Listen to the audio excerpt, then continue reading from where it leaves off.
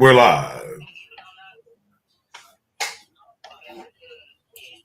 Want to thank you all for being patient. We was doing a little film study while in the green room. We was doing a little film study, so we got a show for y'all tonight.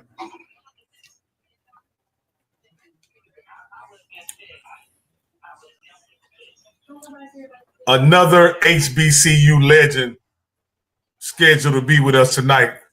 Nobody can get the guest quite like HBCU Coaches Corner. Give them about 30 more seconds as they pile in. Man, we ain't got no music tonight. Oh, you can't hear the music? My bad. You ain't got that jazzy stuff going on. Hold on, that's my fault. I got to get it right.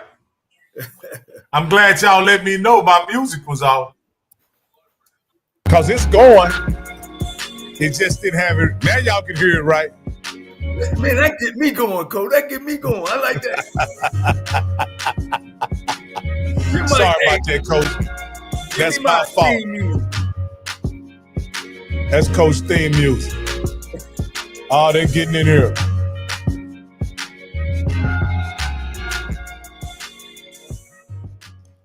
I'd like to welcome everybody to HBCU Coaches Corner. My name is Rocky Miller, your co-host, along with the Rattler, the Bishop, the Detective, none other than my main man, Mr. Stephen Campbell. And for our featured host, the man everybody tunes in to see.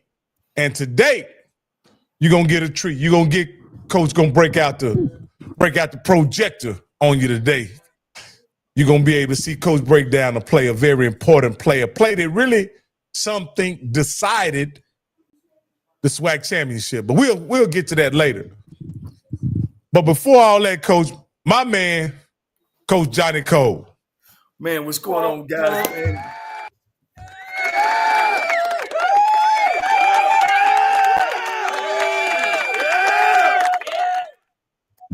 Man, look, boy, we're back again. Another great Tuesday, man. Another great legend that we're about to bring on. We kind of, I ain't gonna say pivoting, but yeah, we kind of pivoting from coaches, head coaches, to now legendary players in Black college football, which we think is important, man. They are our heroes. They went on from playing on the gridiron to better and greater things, and that's what HBCU schools do. And this guy I'm bringing on next, he's very close to my heart. I had the opportunity to coach him. He's the first quarterback to ever win an all-white PWI conference. He was the leader and quarterback of Tennessee State. In the championship game against Murray State, we beat them 46-44. He threw 5 touchdowns, and he dropped one in the end zone. We threw some where we had a quarterback throwback. He threw for over 400-some yards that game. Like I said, 5 touchdowns.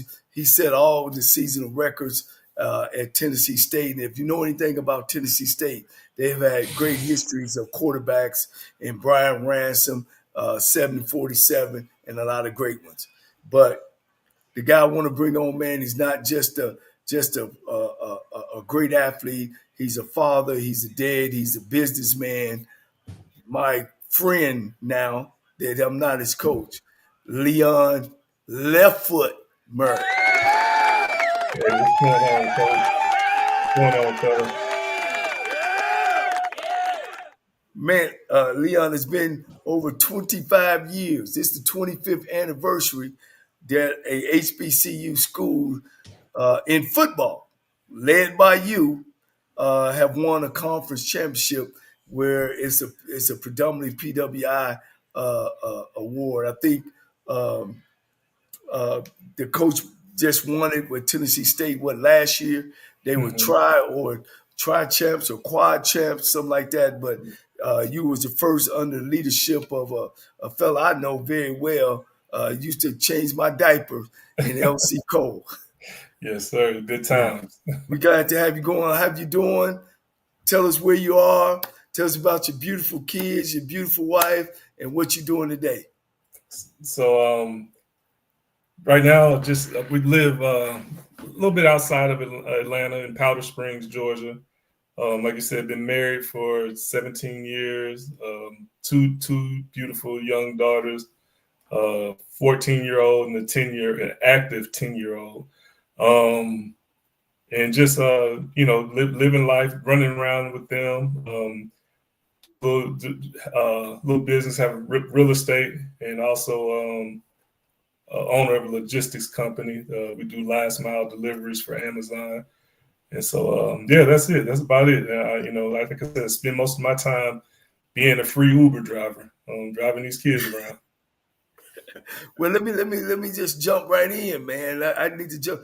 How did you get from the University of Pittsburgh to Tennessee State, and what made you make the decision? So, went to University of Pittsburgh from Louisiana because my parents were moving back to Cincinnati when I graduated. So, I was a mama's boy, so I wanted to stay close to mama. So went to Pittsburgh, got to Pittsburgh. They promised me, I'd play quarterback. That didn't happen. I got moved to receiver after 1 year. Played a year at receiver and tried to get out of there after my first year when they moved me to receiver. But we didn't have the portal back then, so I didn't get a release, so I couldn't leave. So I had to stick it out and play receiver. Played receiver for a year, and then we got a new coach that came in. And, I was playing basketball at the time, too. And so when I came in from basketball, I was like, hey, look, can I get my release? He was like, just wait at the end of spring. If you don't like it, I'll give you a release then. So had to go through spring. He did move me back to quarterback. Had to go through spring. Had a good spring. But at the end of spring, he hinted that I would make a really good receiver again. And so I just was like, hey, look, can I get my release? And he gave me that release. And so I left just looking for different places, looked at some PWIs, looked at a few HBCUs, took a visit to Tennessee State. On that visit, met you and Coach Cole, Coach LC, and fell in love with the family environment. Met my roommate Tyrone Butterfield there, and we stayed in contact throughout because he was transferring from Michigan. We stayed in contact throughout the recruiting process. He took a couple visits. I took one more visit, and we both were just taking visits just to be taking trips at that time because we had already kind of figured out, we wanted to be at Tennessee State. So, we both committed there, and best decision I could have made. Yeah. One of the things that, I know the big thing about how Deion came in with transfers, I don't think they understood back in 1996 the transfers we brought in. You and all the guys, all the great guys that we brought in, Tyrone Butterfield, who was number 3 player in the country, who actually went to Michigan and transferred in. Then we have my big left tackle. I got it. It's been a while. Anthony left from the University of Illinois. Our front line, your front line, what, all 4 of them, the only one didn't play in the pros. 4 of the 5 made it to the league. Yes, sir. Yeah. So when you came in, of course, I can remember the game against Florida A&M. It was you and Todd Valentine. Mm-hmm. All right. We went in that game saying, all right, Todd, you're going to start it off. You was the guy before. Leon going to come in the second half or the second quarter? Second quarter. And Leon would do, and then, I'm going to make my decision then. Coach, you was playing two. Hey, Coach, don't tell me you was playing 2 quarterbacks, Coach. No, Coach. You wasn't playing 2 quarterbacks, were you? No. I said, Valentine, you got the first quarter. And if we roll, Coach, you might have to give him a little history about Valentine. He was a freshman the year before I got he was a quarterback before Leon showed up. He was averaging 300 yards a game before Leon showed up. So then here come Leon coming in. You know what I mean? So now I got the guy that I started this year with and Leon. No, I don't do that 2 quarterback system. That sounds like 2 quarterbacks to me. Does it sound like 2 quarterbacks to you, Campbell? That sounds like a quarterback and a half. So, in defense. Because what it was, Coach, see, let me tell you something. Leon's going to probably tell it. The guy was already there. Coach wanted to be lower, but he knew he wanted Leon because Leon probably in practice was probably performing. But he said, you know what? Let me just let this guy because this is the guy I really want. I bet you that's what happened because we're going to talk about the FAMU game, Leon, that got this decision on your way. Coach, you hit it on the nail. I gave him because he was the guy. And, of course, that first year, we having friction. We bringing all these studs in. We got these guys there, so we're going through. So I said, okay, Valentine, you're going to start. If you're rolling, you're going to stay. Yeah. You know what I mean? If not, Leon come in a second. Leon came in and completed 15 straight in a row. It was history. I already knew what was going to happen. It was him. He completed 15 in a row, and we went on to get after them Florida A&M folks. Coach, you didn't change Valentine's position, did you? No. He stayed the backup. He stayed the backup. Okay. He stayed the backup. But we weren't alternating no more either, Coach. Let's get that straight. How was your experience from being at a PWI big time in the HBCU? Because a lot of people is like, well, I'm stepping down. But what was your experience?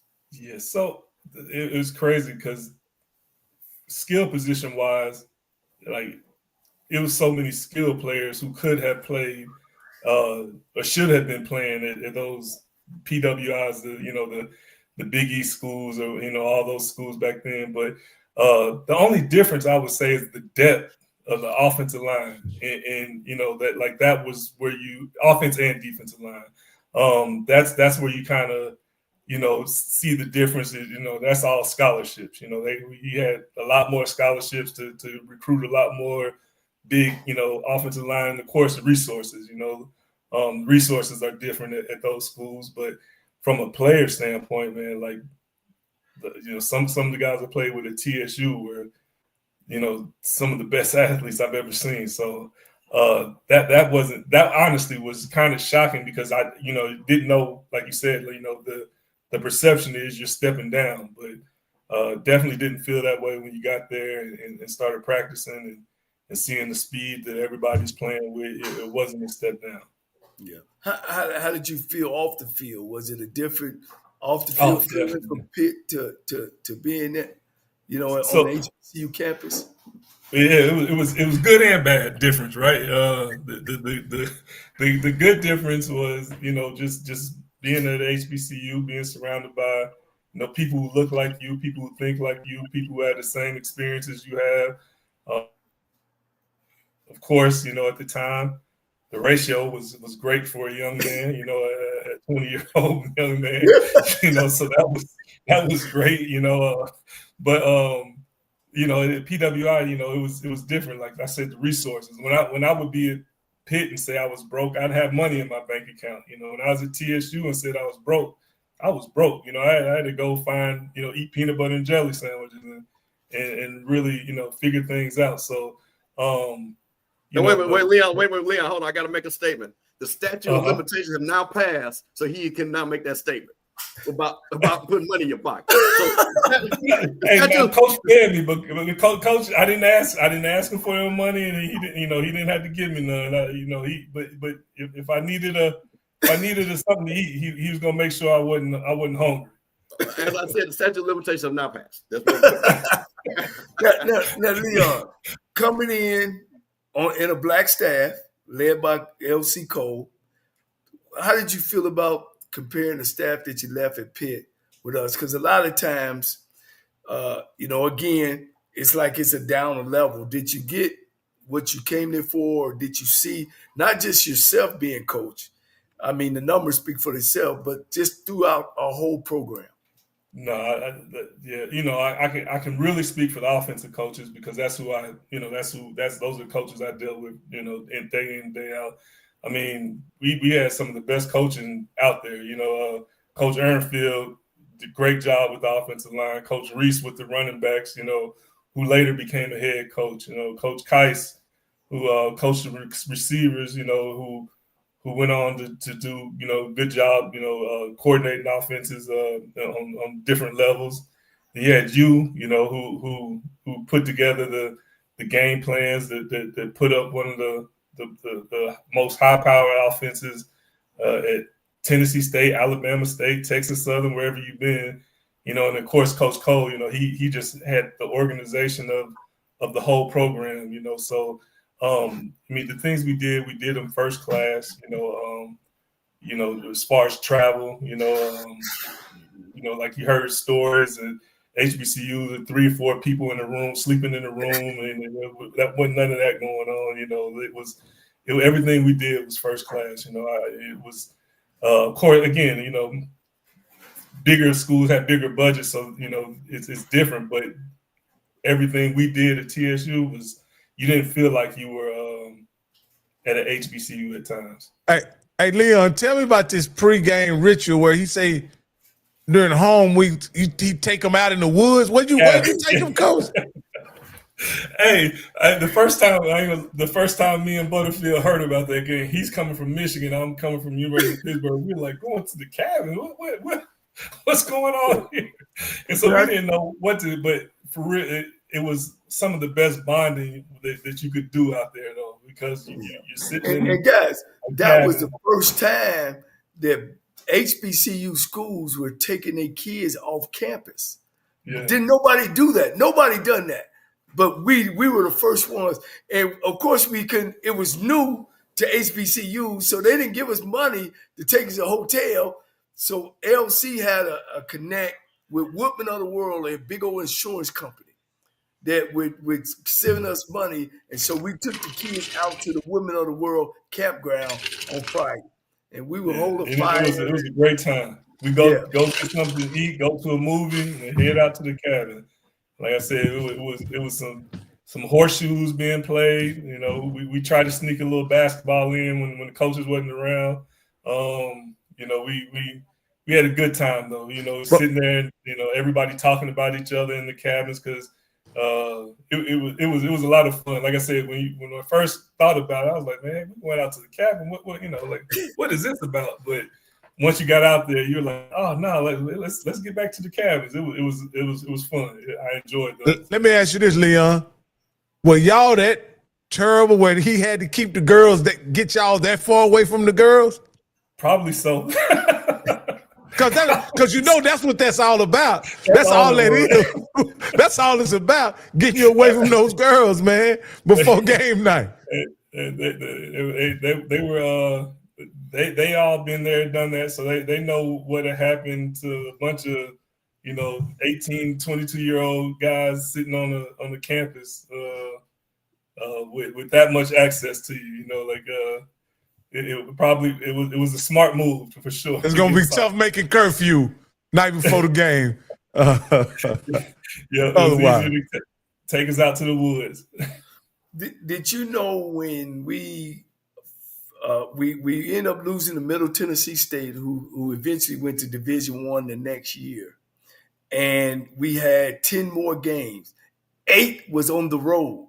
Did you know that we would run the table? Did you feel, of course, you guys be having your own conversation, and we really thought we were pretty good.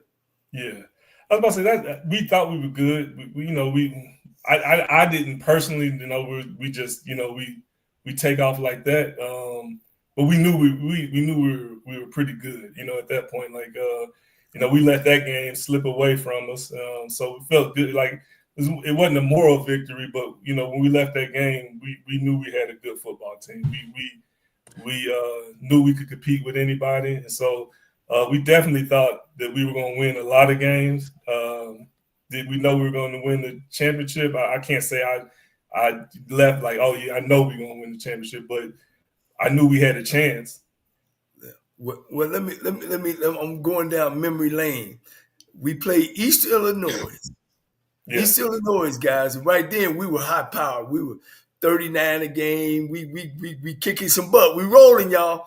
And who we playing with at East Illinois? What's his name? The quarterback. Was that Romo? Yep, Romo. We playing Romo them on their family day, Rock. and they had us something like 21-7 at half. Yeah. And they up there saying, where this high-powered offense at? Leon them had me crying, Steve. I said, man, we can't go out like this. We too close to rolling for the championship. Shit, Coach. What was your mind at then? You remember that halftime? Yeah, I remember that game. Yeah, because I remember walking in and LC said, "Don't holler at nobody. Just don't holler at them. Just come on in and talk to them, and we okay." What was your thought? So that game, I'll never forget because I remember I had turf toe that game. I was having turf toe then, so like that. It was wet. It was just one of them games. It was just nasty out there, and we knew we weren't playing good. But like before y'all came in, we had already, we talked about it. Like, hey, look, like we got to wake up. We weren't worried. That was the craziest part about it. Like as a team, like I remember, God rest his soul, Jerry Hillary came in. Like, hey man, like, are you worried? I was like, nah, like we gonna win. Like we weren't worried about losing that game at all. And I don't know if that was just foolish, naive thinking by us, or just that much confidence we had. But we knew we hadn't played, our type of football.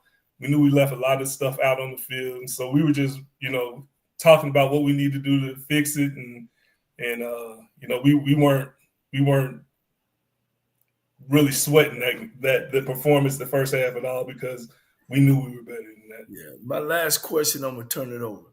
Man, if you could do it all over again, would you just go and come on to Tennessee State and I wouldn't even have to deal with Valentine? If I could have left after my first year, yep, I would have did that, Coach. Would I have?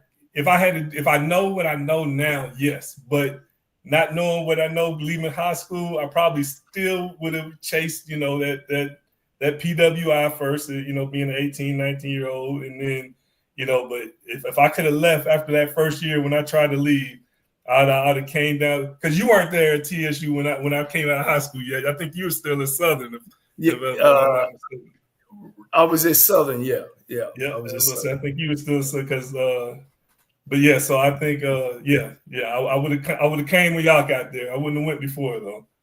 Now you got two little girls, two beautiful girls. One is a heck of an athlete. Yeah. Daddy, I want to look at are you showing them the HBCU, or are you keeping that open? So my youngest, like I said, she that's the athlete. We went to Tennessee State earlier this year, and both of them really enjoyed the game when they played A&T the first game of the season, and they enjoyed the game. Honestly, it's the first time we have been back because they're so active on the Saturdays. I don't have many free Saturdays to get to too many college games. So that was the first. No, that was their second game they had ever been to. My oldest had been to one when she was a little bit younger.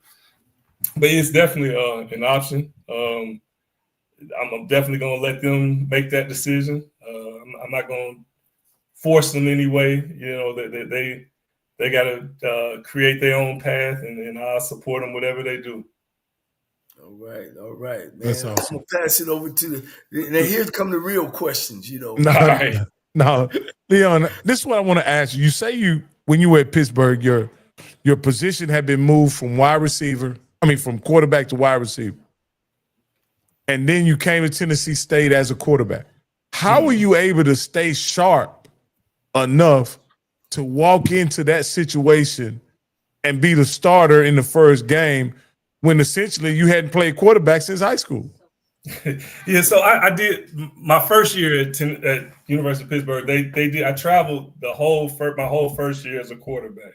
They took me to every single game as a freshman, dressed me out, did everything as a quarterback. So I played that whole year as a quarterback. Okay. And then that next year, we had 3 receivers that played for us transferred out, and when they transferred out, they moved me to receiver.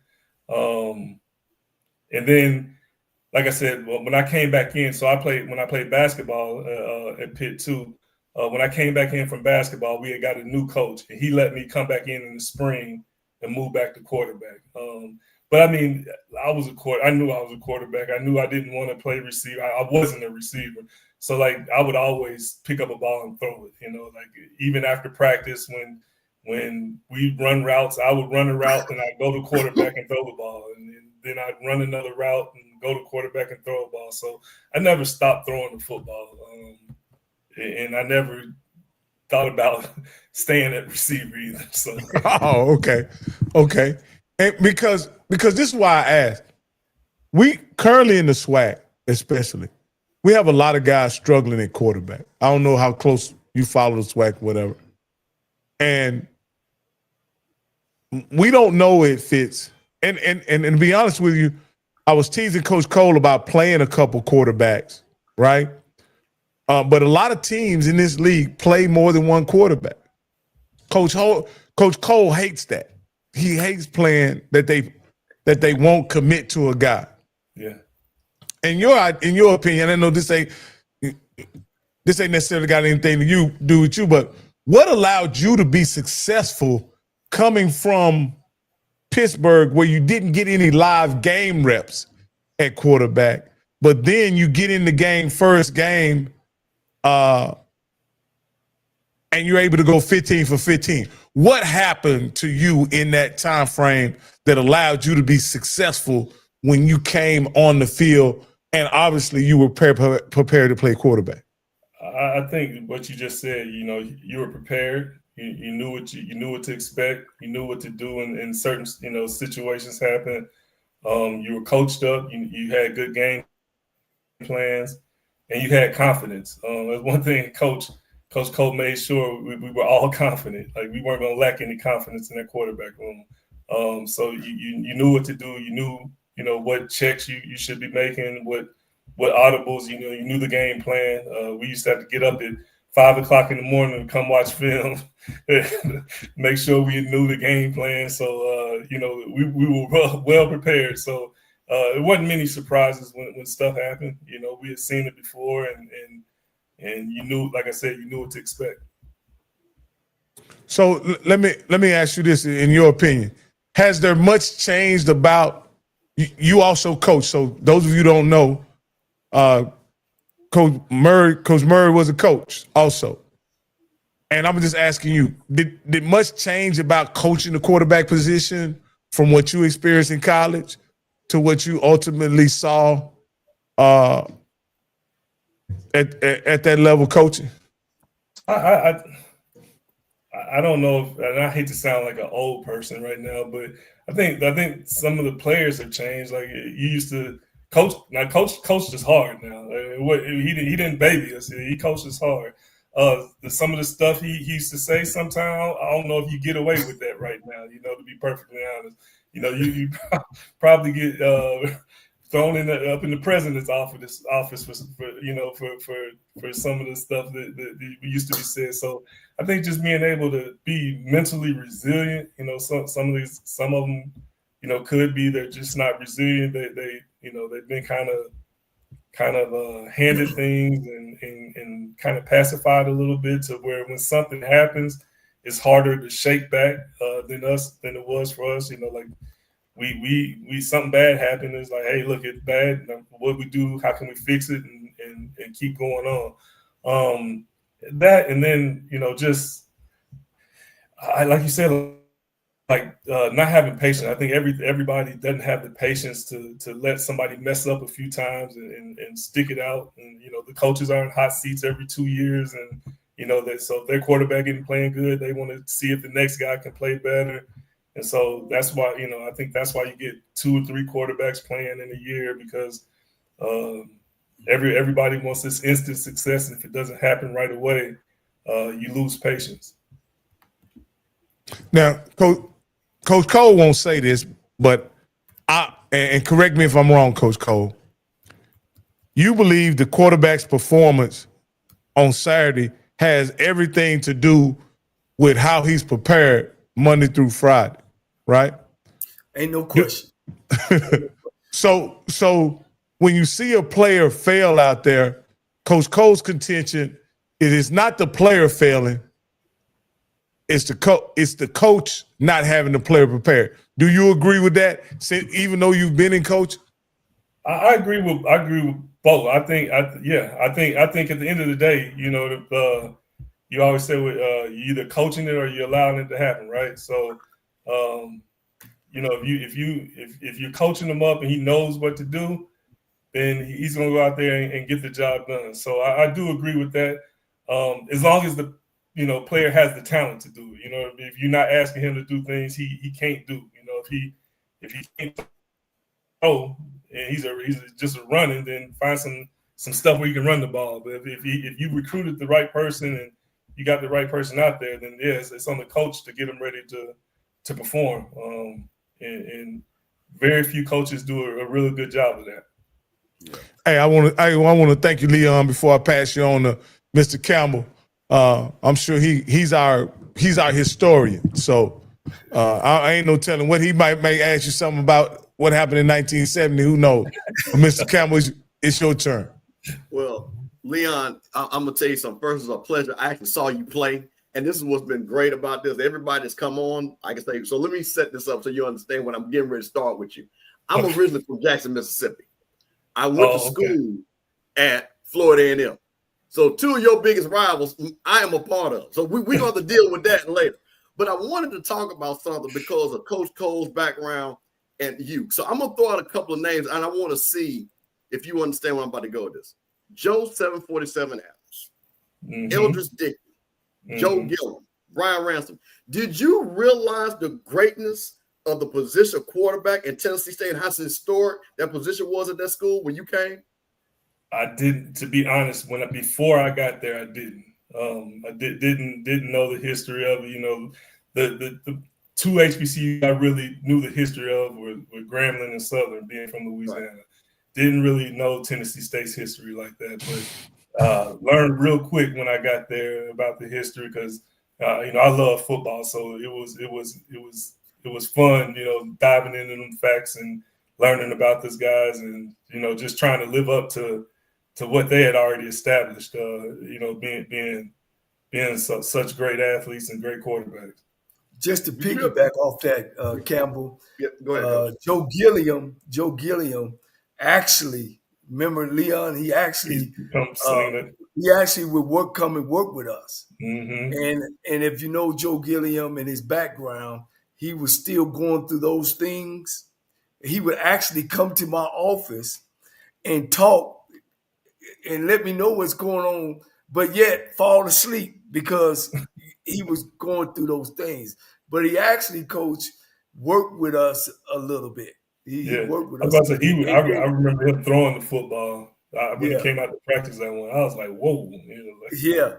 And he knew Lionel Taylor, who was my college coach, was on the staff when they were winning those Super Bowls. So I just wanted to add that to it. Joe Gilliam actually came back and worked with us a little bit. And he taught me a lot. And the thing about with Joe Gilliam, you talk about one of the first quarterbacks that started in the NFL, played for the Pittsburgh Steelers. So that's why and you answered the question because it was such pride when, again, being from Jackson, listen, you're talking about a long lineage of Jackson State and Tennessee State and these big battles, these top-ranked teams. Because, again, you're getting there for blue blood and you guys going like 20-5, 20-4 in your 2 seasons there. And then you're playing these historic games against Jack State. You're playing against FAMU. So that's why I was wondering because when you heard the Tennessee State quarterback, that was, and again, in black college football, that was like the running back at USC or the quarterback at Notre Dame. When you said that guy played, you had to be good. So that just let me know when we saw this guy, they're like, he's got to be good. So going to that, because we got a lot of people, got a lot of Jack State people watch, a lot of family people. In those big games like that, when you put, and again, beat Jack State twice, beat Florida A&M twice. What do you remember about those games? Do you remember the intensity of those games and things like that? And did the old alumni, football alumni say, hey, these 2 games, you better win? Because I know you guys win a conference, but Tennessee State was an independent, and they used to play anybody at any time, mostly all the HBCUs. Did any of the old guys kind of tell you, hey, you get ready to play Jack State, this is what it means, you get ready to play Florida A&M, this is what this means? No, I think we knew, by the time those games come around, like I said, I knew the importance of them.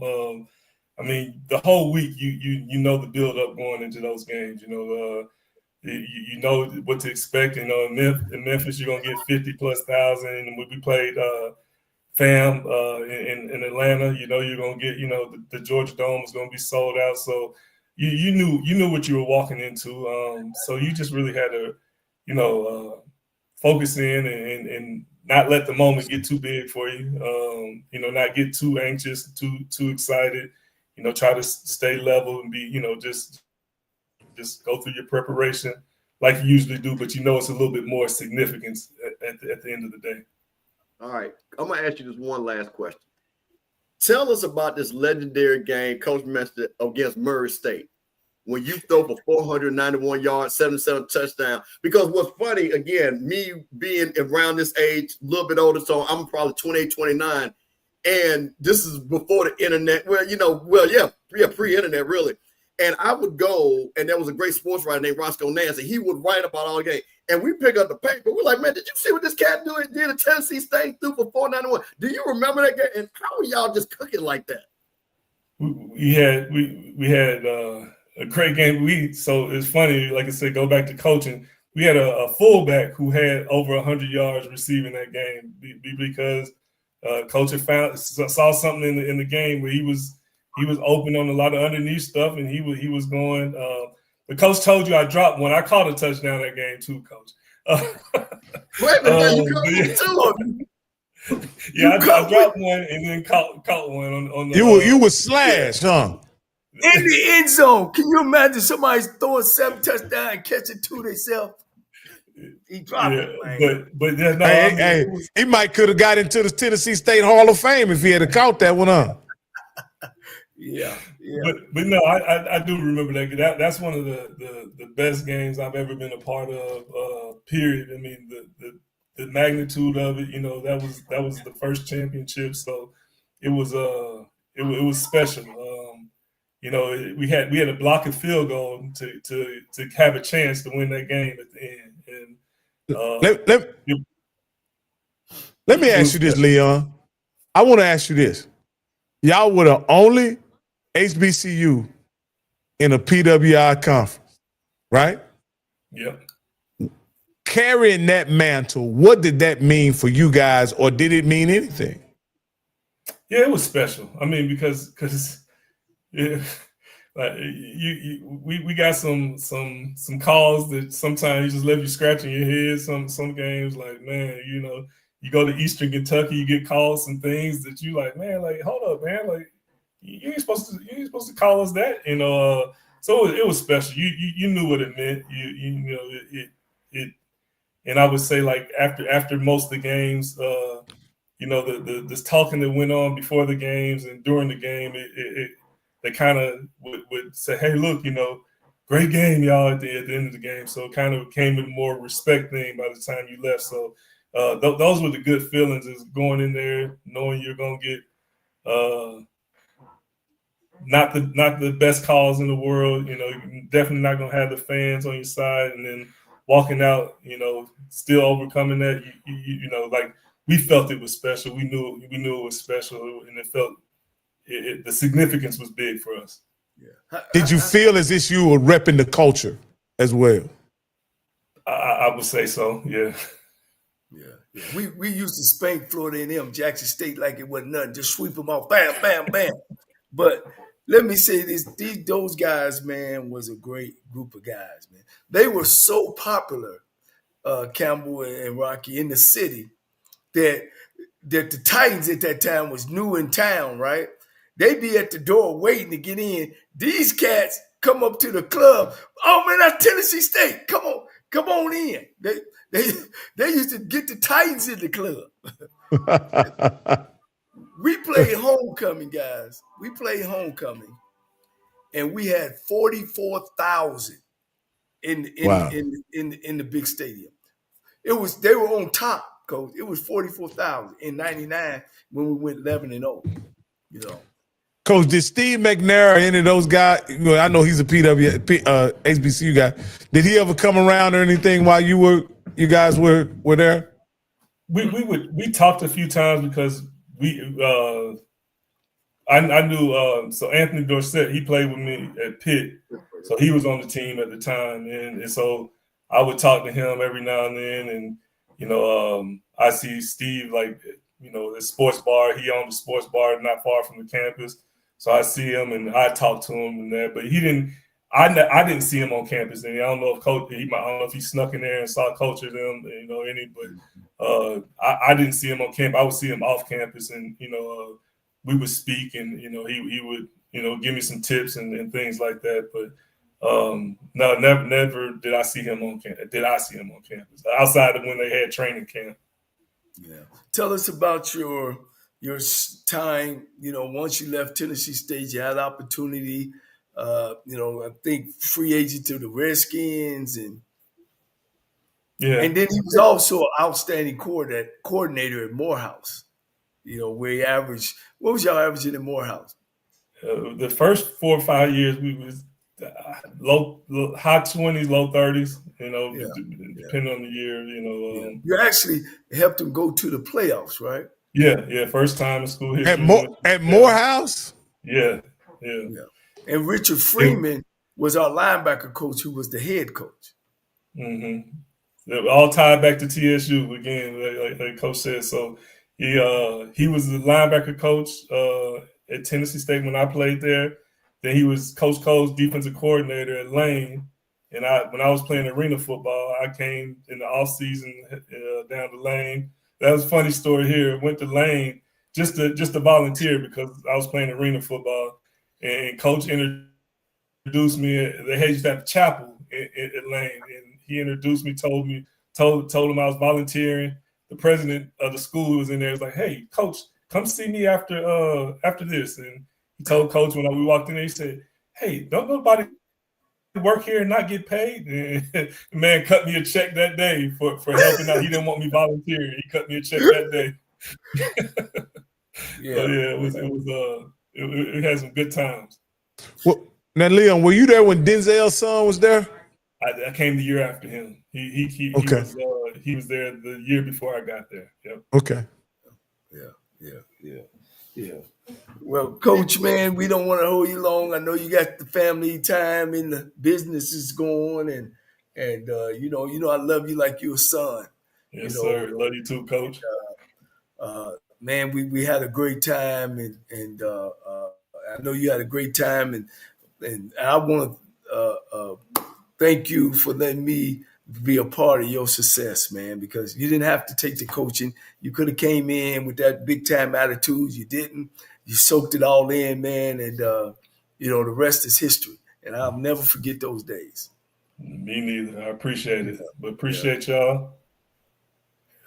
Anything else, Rocky? No. I just want to say thank you, Mr. Murray, and congratulations on being inducted in the Tennessee State Hall of Fame.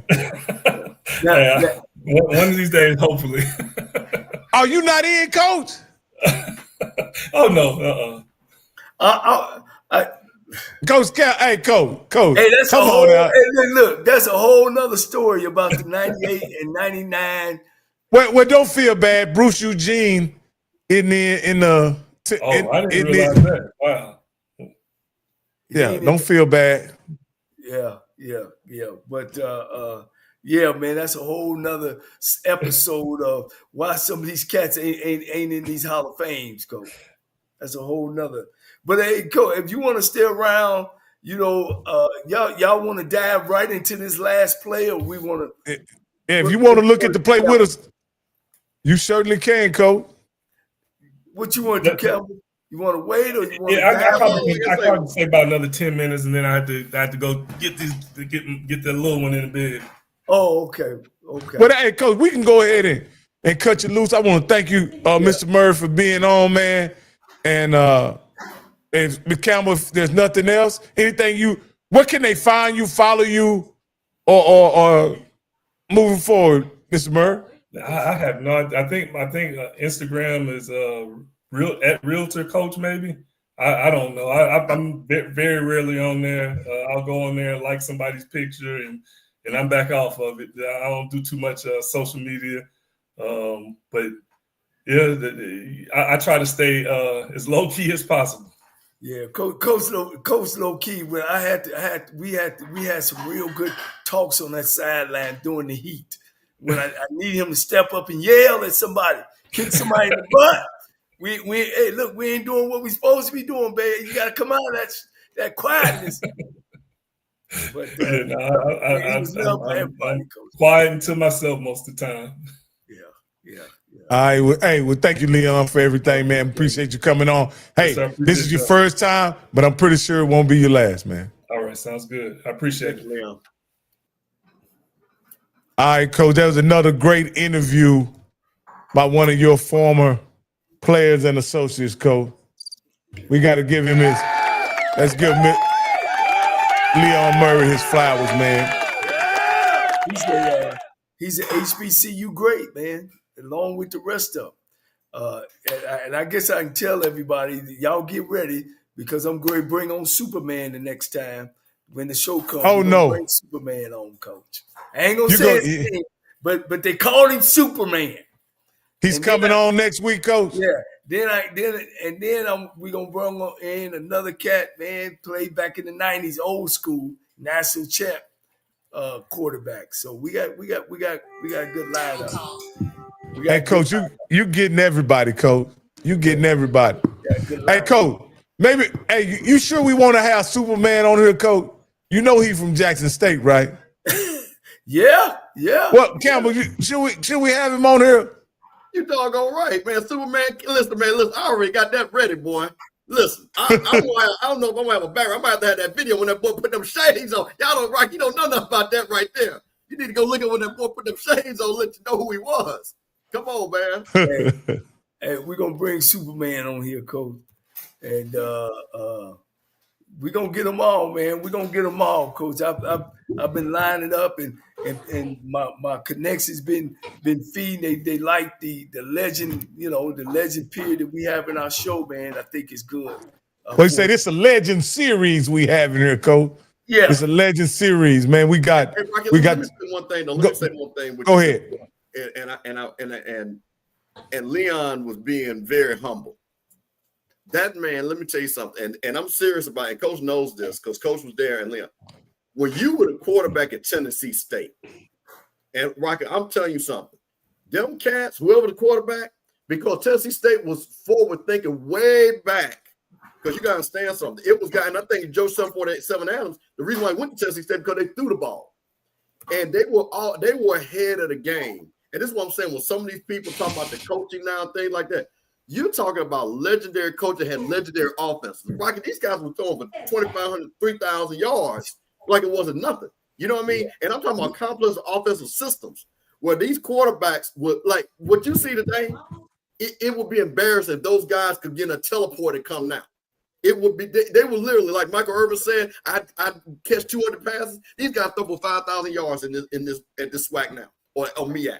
Easy to Tennessee State quarterbacks. That's how crazy those guys are. And that dude there told FAMU and Jackson State up. And like you said, they come to Atlanta rolling that FAMU ball. Now we had Billy Joe. This one we had a bomb squad. Okay. So we're winning the MEAC, and these guys are winning the OVC, and they're beating us, and we're going to beat playoff teams. So, man, just really, really amazing that, and I appreciate Coach, because I think what happens is, and I'm going to make one thing, because what bothers me sometimes, we have people that think HBCU football was started in the 2000s. That's all they talk about. And they don't understand that these quarterbacks and these guys like a Leon Murray and guys like that were just tearing it up. Like I said, we saw, like what you saw with Jacoby Morgan, Andrew Body Coach, tell them we saw that every week. That was every week, Coach. That was every week. It was every week. It was every week. So that's what I'm saying. So that's why people were excited, and people that's my age, when I'm sitting up here seeing a game when you see Jacoby Morgan, and again these historic programs, when you saw those battles like that. Again, we talked about Bruce Eugene and Superman Kent. Kent going for 500 something crazy. You know what I'm saying? And all these things like that. Him and Darnell Kennedy, and then Bruce Eugene coming in to playing those games. So we saw those games. So, I just kind of wanted to put that out there and let you guys know the people that we're talking about, man, these are some superstars, man. Yeah, it looked like Coach may be having some.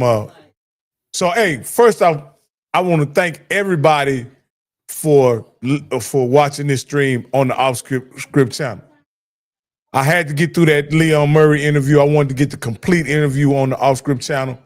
We're about to suspend the stream on the Off Script channel, but you can always catch it on the home of HBCU Coaches Corner on the Rocky Miller channel. So I'm going to paste it up in here one more time.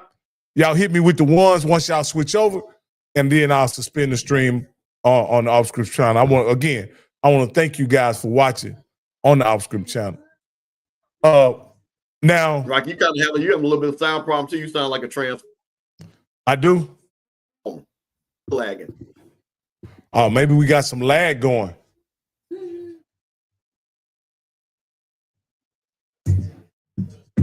Hold on. Let me get Coach Cole up here. Okay, am I better now, Campbell? Yeah, you sound much better. Yeah, okay. Just straight out. But, you know, I wanted to piggyback off what Coach was saying because I watched those guys as a high school kid. Doug Williams, like I said, Joe 747,